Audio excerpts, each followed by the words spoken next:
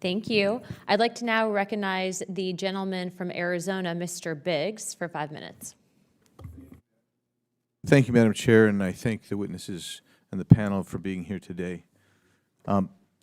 So I have questions, I think, for most of you, and I need a quick response if I can, but for me first, I will ask ultimately of all of you the question, why? Why did this move the way it did? So, Dr. Curtis, you observed the back of President Kennedy's head. You saw an exit wound. And you said that didn't align with the theory that Lee Harvey Oswald acted alone in shooting President Kennedy. Is that fair to say? I wish I could hear you. Oh, I'm sorry. I'll speak up. I'll try to be louder.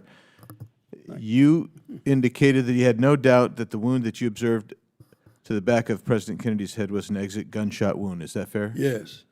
And you concluded after review that it did not align, his wound did not align with the theory that Lee Harvey Oswald acted alone in shooting President Kennedy. Is that true? Yes. And I guess you struggle to this day to understand the Warren Commission's theory about the president shooter and how it seems to have discord with what you actually observed that day. Is that fair to say? Yes. Thank you. Mr. Hardway. So you have indicated that you essentially were the subject of a covert operation as you served on the House Select Committee on Assassinations. Is that fair to say? The CIA called it a covert assignment. And that was from, and I can't get Mr. Joanides? Joanides, yes. Joanides. And you've called on the release of Mr. Joanides' file to the public. Is that fair to say? That's fair. And so I would actually echo that call to the chair that we see if we can get Mr. Joanides' file released. And I'd like to continue on this. I only have 2.5 minutes, but I have to get to the ultimate question. Why? Why did the CIA intervene with Mr. Hardway's review? Why were documents altered? Why was the Zapruder film removed and not brought back in its original documented form? Why? And so I'm going to ask you, if you can answer that, you would probably solve what Ms. Coe referred to as trust. There is a massive amount of skepticism about our federal government, and I think you can directly trace it back to this event. And so I want to know why, and I think that's what all of America wants to know. We can kind of get a feeling for what happened, but we all want to know why it happened the way it did. Why was there this mastering, this control of all of this operation? So I'm going to start with you, Mr. Horn, and then go down to each one of you. And then I have a list of documents that I think need to be released, Madam Chair. Mr. Horn.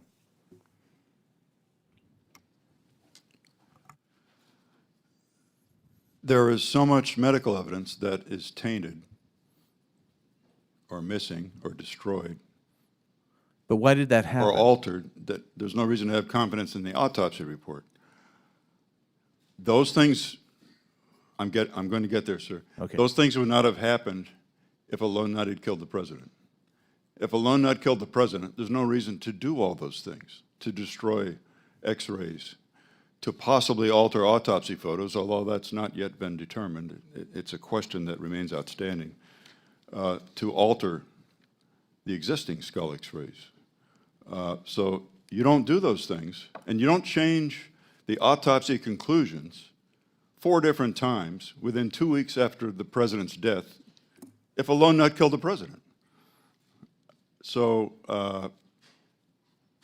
it's clear to me that the government, these are my conclusions after years of study. It's clear to me that the government was trying to manage what story it could sell to the American people.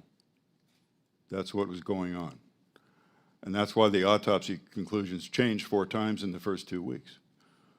Have I come close to answering your question or not? Yeah, Mr. Horn, you have, I don't have time to ask and get a response from all of you because my time has expired, but I would say I took some notes on what they were saying, Madam Chair. Chairman, Chair Lady, if it be all right if I yield half my time to Representative Biggs, would that be okay with the ranking member? All right, Thank you. And so then that's 2.5 minutes. I needed the math. Thank you. And so we'll just go down to Judge Thunheim. Yeah, I think it's an interesting question you pose as to why. I mean, I think that clearly, if you look at the history of all of this, there were cover-ups by both the FBI and the CIA, perhaps other organizations, in part because they had a lot of contact with Oswald in advance of the assassination, and there's no evidence that they alerted the Secret Service to the erratic behavior of Oswald. Oswald was in New Orleans. There was CIA contact with him then when he was a volunteer for this Fair Play for Cuba committee. I mean, they knew all about his visit to Mexico City. Both the FBI and the CIA knew about it. The FBI was following him in Dallas because he was a suspect in another shooting. All of this suggests that they had a lot of contact with him ahead of time, and I don't know what that suggests other than the fact that they wanted to cover that up, the fact that they knew a lot about him ahead of time and didn't do much about it. Thank you. And Mr. Hardway, do you subscribe to that as part of the explanation, as well as the not a lone gunman nut theory of Mr. Horn? I have no opinion on Mr. Horns because I don't know anything about the medical evidence. Okay. In regard to why the CIA would go to the length of running an operation against us, they obviously had something that they were very desperate about hiding. And I go into that in my written statement. To do it, you have to get into the weeds of the details, but basically just to summarize it, they were using Oswald operationally in Mexico City. All right. Thank you. And since I'm going to be out of time, that 2.5 minutes, let me just go real quick.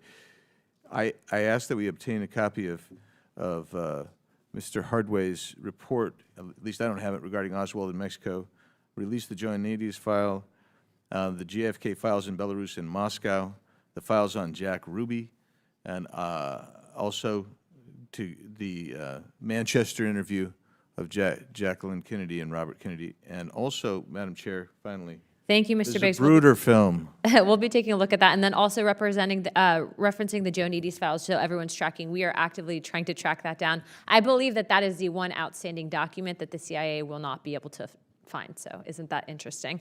I'd like to